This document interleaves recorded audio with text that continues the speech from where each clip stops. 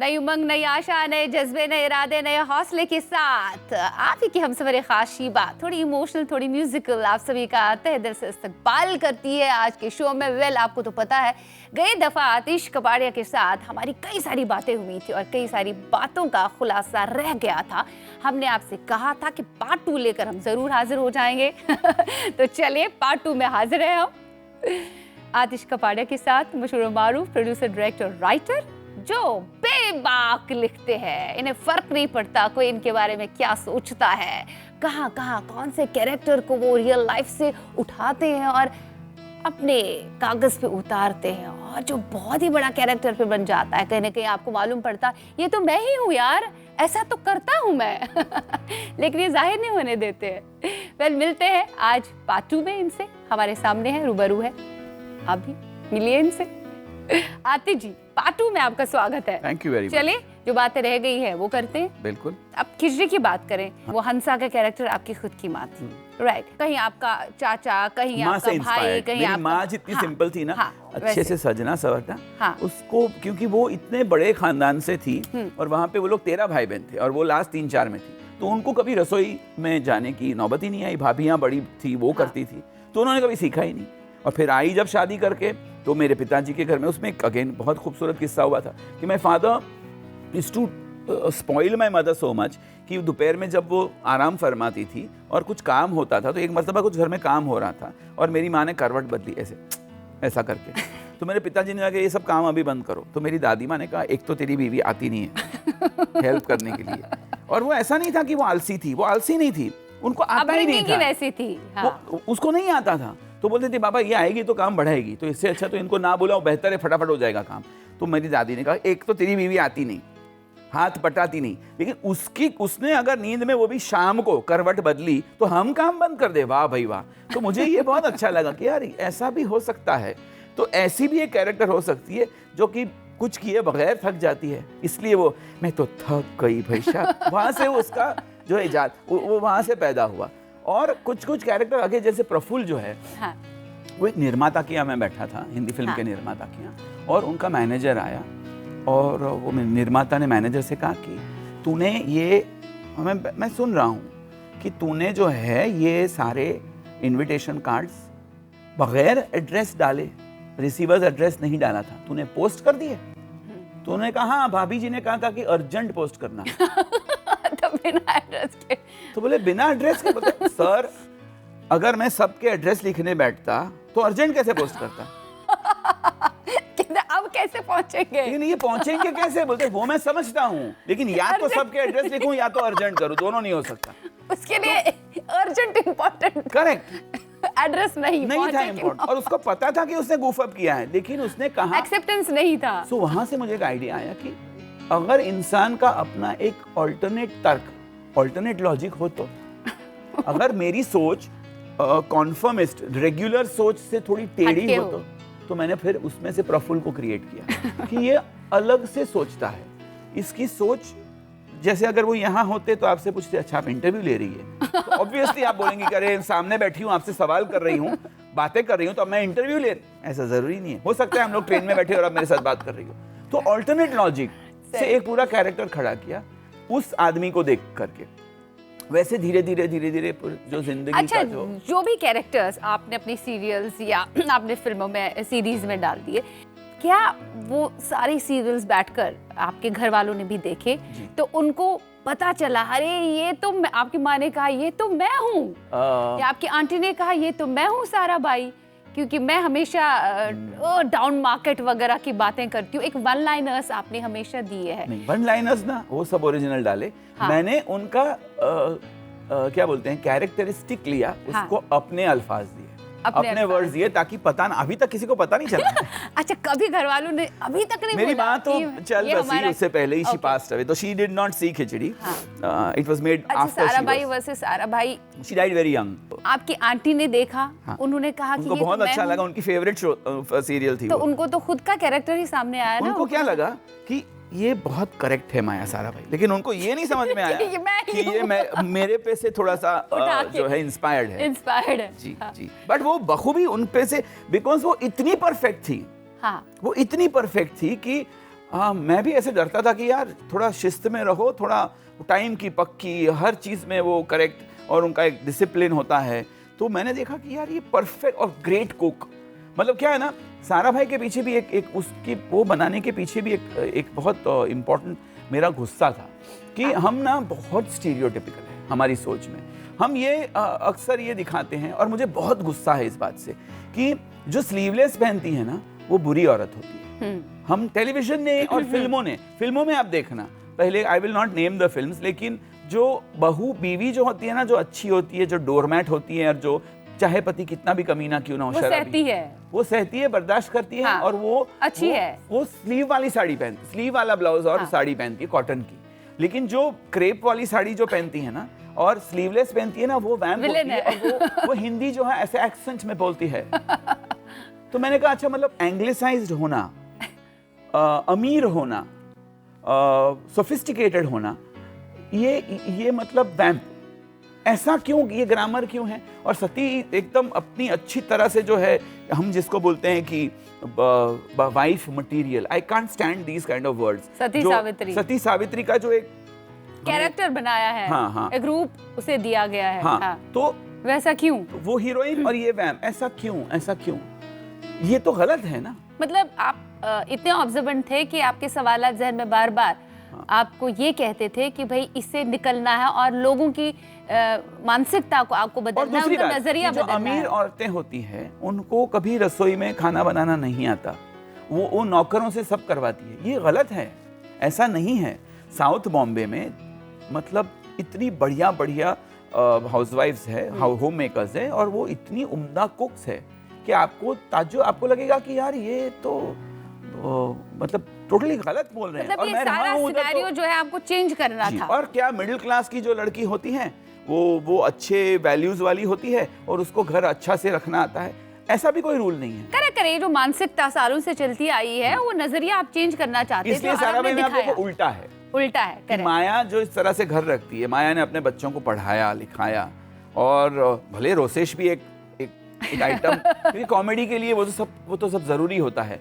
और दूसरी तरफ मोनिशा है जो दिल की बहुत अच्छी है, लेकिन उसको नहीं आता घर अच्छा, दुनियादारी नहीं पता है। हाँ, उसको दुनियादारी नहीं पता, उसको सिर्फ सेव करना है बस। हाँ, उसको जहाँ फायदा है वही देखना है, चाहे कैसा भी हो। नहीं, ये सारे कैरेक्टर्स ना यादगार कैरेक्टर्स हैं।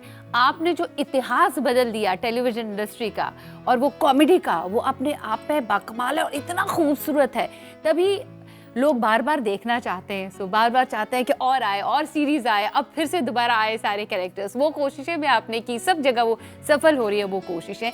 लेकिन यहाँ मैं ये बात ज़रूर आपसे पूछना चाहती हूँ, क्या कभी कभार अपने घर में मिमिक्री करते करते मार पड़ी या सुनना पड़ता है, यार क्या मेरी नकल कर रहे हो यार? एक बार ऐसे हुआ था कि फैमिली में किसी ने बोला कि तू फूफा जी की तरह, वो मेरे फूफा जी अजीब तरह से हंसते थे, तो सबको पता था। तो मेरी बुआ ने बोला मैंने सुना है कि तू जो है फूफा जी की तरह हंसता है, ज़रा करके दिखा। तो मैंने किया, तो बाकी सब लोग बहुत हंसे, लेकिन वो थोड़ी अपसेट हो गई, बोले नहीं कहाँ वो ऐसे हंसते हैं। फिर 5 मिनट बाद वो आए और मैंने उनको करके दिखाया, तो वो एग्जैक्टली वैसे हंसे। वो मैंने उनकी हंसी की जो नकल की तो वो उसी तरह से हंसे। फिर मैंने बोला देखो आप, तो बोले हाँ थोड़ा तो तू है हंसता है। तो उनको इतना बुरा नहीं लगा। लेकिन एक बार मैं जब ऑफिस से आ रहा था, मैं जॉब करता था इंडियन एक्सप्रेस में, तो मैं जब आ रहा था तब सामने से एक बहुत ऑड तरह की एक लेडी ना एक ऑड एक्सप्रेशन के साथ आ रही थी। तो शी हैड बक टीथ, बड़े दांत थे, और वो ऐसे कुछ खूबसूरत थी, बहुत खूबसूरत, लेकिन वो एक डिस्टॉर्टेड फेस बना के चल के आ रही थी।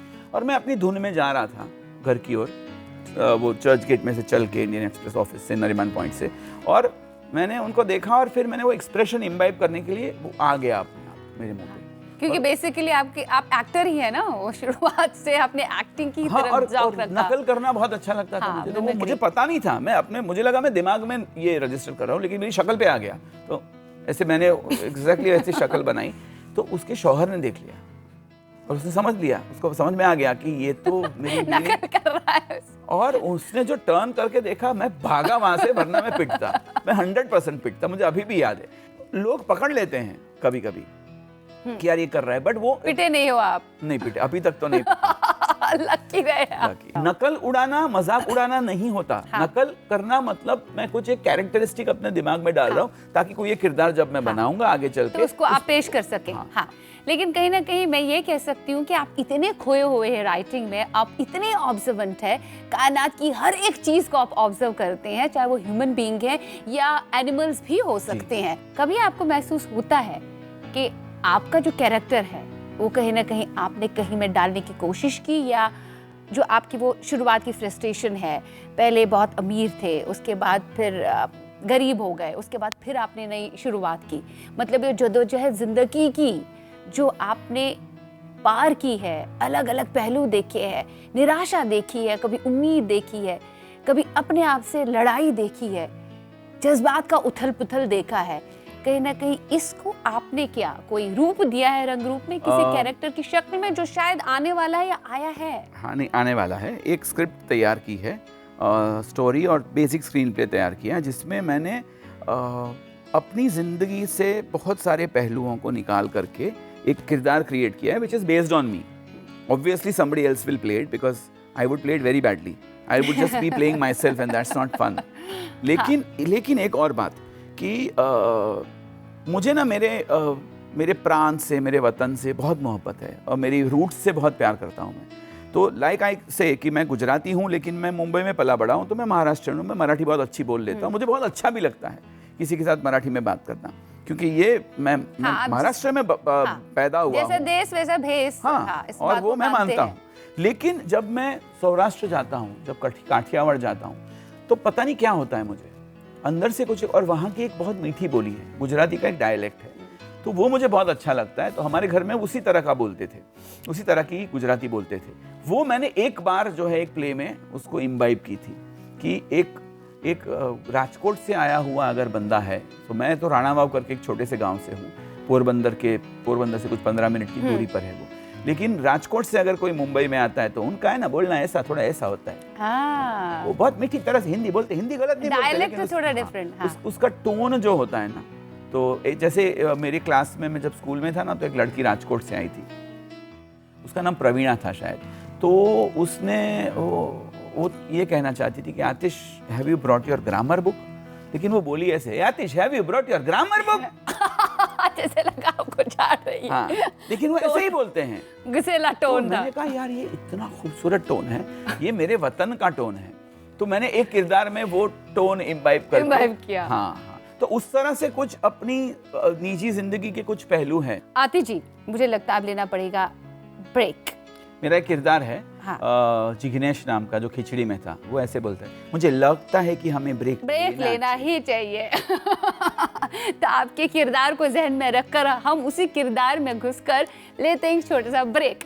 आप भी अपनी जिंदगी में आसपास देखिए, ऑब्जर्वेंट बनिए और देखिए कौन कौन सा किरदार आपको कुछ सिखा के जा रहा है। आईने में जब आप अपनी शक्ल देखते हैं ना, कभी पहचानिए अपने किरदार को, क्या कहना चाहता है। आप तब तक आईना देखिए और एक चाय का ब्रेक ले लीजिए। हम भी चाय का ब्रेक लेते हैं, हम मिलेंगे दिल से में right after the short break. Stay tuned.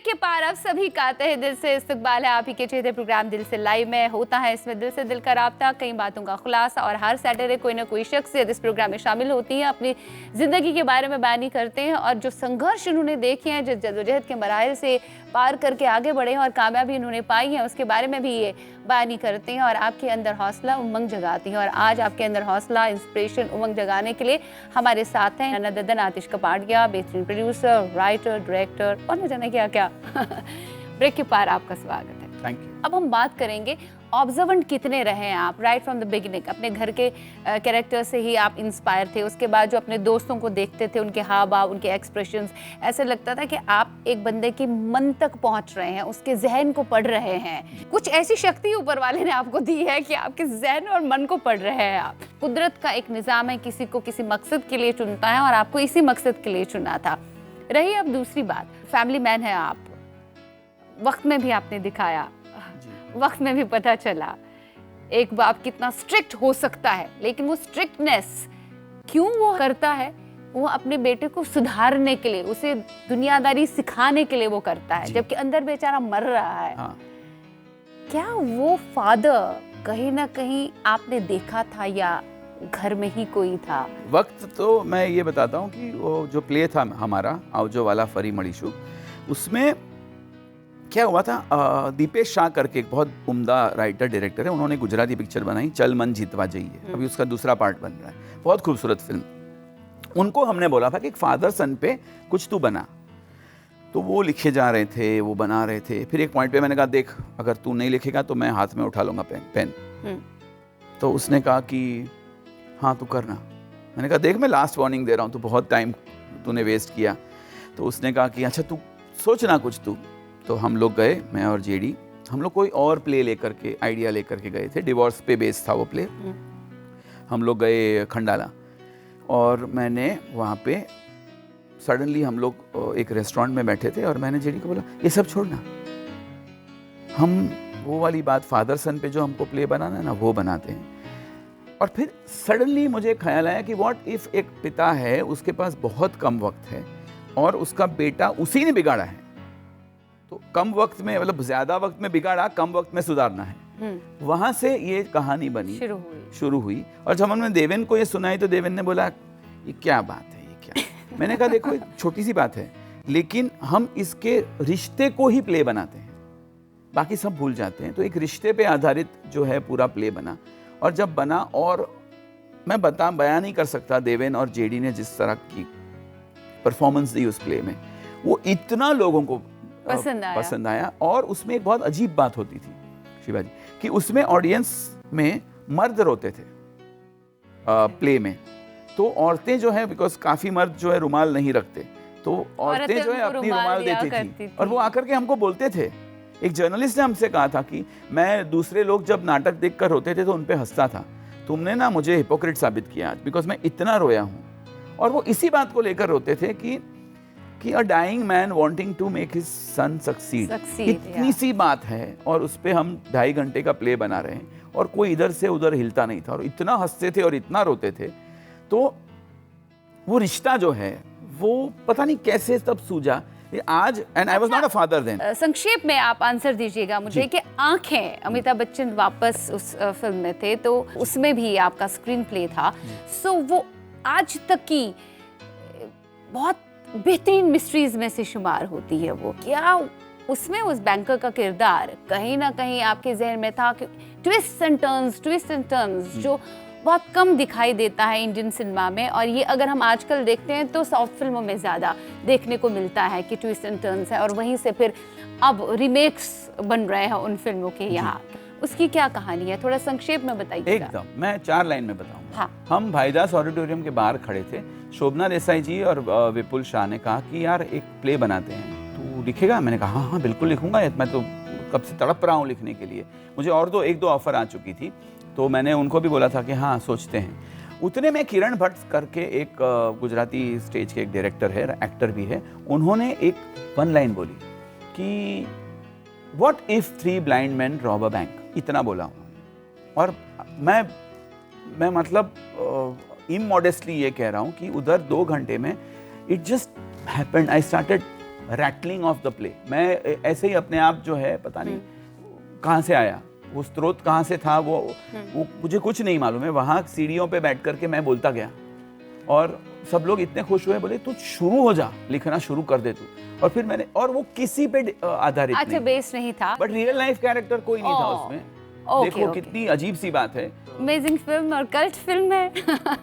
वापस अगेन अमिताभ बच्चन साहब ने जो परफॉर्म किया, और साथ में अक्षय कुमार भी उसमें थे, परेश रावल, अर्जुन रामपाल, क्या कमाल। खैर आपने कमाल का काम किया है। जाते जाते मैं आपसे ये पूछना चाहती हूँ, आपका खुद का फेवरेट 1 लाइनर क्या है या तकिया कलाम क्या है? कभी क्या उसको आपने यूज किया है किसी भी सीरियल में या किसी भी फिल्म में या अपनी तहरीर में? मेरा एक है जो मुझे मेरे दोस्तों ने बोला, मैंने ऐसा बोला ही नहीं। एक्सेप्ट नहीं, मैंने बोल जब दिया, कोई मैंने आके बोलते बोला। थे आतिश भाई ने मुझे, मैंने ऐसा बोला ही नहीं है। तो मेरी ऑफिस में जो है, मेरे जो कलीग्स है, मेरे जो प्रोडक्शन मैनेजर है, मयूर करके हैं, रीना करके हैं, वो सब हमेशा, इवन मेरी बीवी बोलती है, एलिसन उसका नाम है, वो लोग भी बोलते हैं कि ये अभी ना जैसे उसको पकड़ेंगे ना तो बोलेगा मैंने तो ऐसा बोला ही नहीं। जबकि मैंने मुझे याद नहीं रहता कभी कभी कि मैं ऐसा बोला हूँ कि ऐसे ऐसे कर देना। फिर बोलते फिर मैं ही जाके शिकायत करता हूँ, इन्होंने ऐसे ऐसे कर दिया। तो वो आकर के बोलते सर आपने बोला, मैंने ऐसा बोला ही नहीं। तो ये एक चीज है मेरी जो यूज की होगी आपने। अभी करूंगा कि मैंने तो ऐसा बोला ही नहीं। तो आने वाले अभी ये इंटरव्यू जैसे अगर कोई किसी को बुरा लग जाए तो मैं बोलूंगा मैंने ऐसा बोला ही नहीं, उन्होंने जो है वो डिस्टॉर्ट करके डाल दिया है। और मैं उम्मीद करता हूँ कि किसी को भाई बुरा ना लगे, बिकॉज मेरा कोई इरादा नहीं है किसी को हर्ट करने नहीं, आपने ऐसे आंसर्स तो दिए ही नहीं, आप बिल्कुल बेबाक तरीके से बोलते हैं। जो सच है वो मैंने बोला। सच है, और वही सच जो आप लिखते हैं और उसे ही आप पेश करते हैं और मंजर आम आता है, लोगों को पसंद आता है। कोई कॉमेडी की शक्ल में देखना पसंद नहीं करता और किसी को बड़ा अच्छा लगता है। जिनको भाता है वो आपके चहेते हो जाते हैं, जिनको नहीं भाता है उनका अपना नजरिया है। एब्सोल्युटली। वेल, मुझे बड़ा अच्छा लगा आप इस प्रोग्राम की जीनत बन गए। बहुत बहुत शुक्रिया। हम कोशिश करेंगे आइंदा भी आपको बुलाते रहेंगे। धन्यवाद। Thanks a lot. My pleasure. Thank you for calling me. And मैं बस ऑडियंस से यही कहूंगा कि कहीं किसी को देखते देखते ऐसा लगे कि मुझसे कोई गुस्ताखी हो गई। अरे गुस्ताखी आपसे हो ही नहीं सकती। जमाना ऐसा हो गया है ना कि लोगों को छोटी छोटी बातों में बुरा लग जाता है, क्योंकि मेरे दिल में किसी के लिए ना कोई गिला ना शिकवा। बहुत अच्छा है लगते तो सिर्फ लाफ्टर है। हाँ, और लाफ्टर मैं यही कहूंगा जाते जाते कि जिंदगी में लाफ्टर मौजूद रखिए। बहुत रखिए आप। बड़ी से बड़ी कसौटी, बड़ी से बड़ी मुश्किल को वो थोड़ा अगर आसान कोई आपको नकारात्मक सोच भी देता है या कुछ ऐसा बोलता है जो आपको खटकता है, उसको दिल पे मत लें, उसे लाफ्टर के तरीके से लें। चलो यार, उसका एक नजरिया होगा, उसकी कोई मुसीबत होगी, उसकी कोई प्रॉब्लम, छोड़ दो, मूव ऑन इन लाइफ, छोड़ दो। दिल में रंजिश और मलाल मत रखो, आप ही की तरह लोग बन जाएंगे। बहुत बहुत शुक्रिया जीनत बनने के लिए। Thanks a lot. मैं उम्मीद करती हूँ आपको आज का दिल से लाइव बेहद पसंद आ गया होगा आतिश कपाडिया जी के साथ, जिन्होंने बहुत ही बेहतरीन काम हमें दिया है, ना सिर्फ हिंदुस्तानी सिनेमा में बल्कि टेलीविजन इंडस्ट्री को इन्होंने फिर से जीवित किया है। लोगों को हंसाने का काम करते हैं, रुलाने का तो कभी इनका ना इरादा था ना इरादा रखते हैं, और इनका सेंस ऑफ ह्यूमर कमाल का है। और आइंदा किसी दिन फिर इन्हें दावत देंगे प्रोग्राम में। एज ऑफ नाउ, जिंदगी में सफल रहना है तो अपने जहन में खुराफात को जगह ना दें, खुराफात को अलहदा करें, और जिंदगी में जो भी मिलता है ना उसे स्वीकारो। रंज हो, खुशी हो, दोनों जिंदगी के पहलू है। खुशी खुशी जिंदगी गुजारो और मुस्कुराते रहो, क्योंकि मुस्कुराते चेहरे अच्छे लगते हैं। हम मिलेंगे नए एपिसोड में अलग शख्सियत के साथ। Till then, bye bye, take care, सायोनारा, खुदा हाफिज।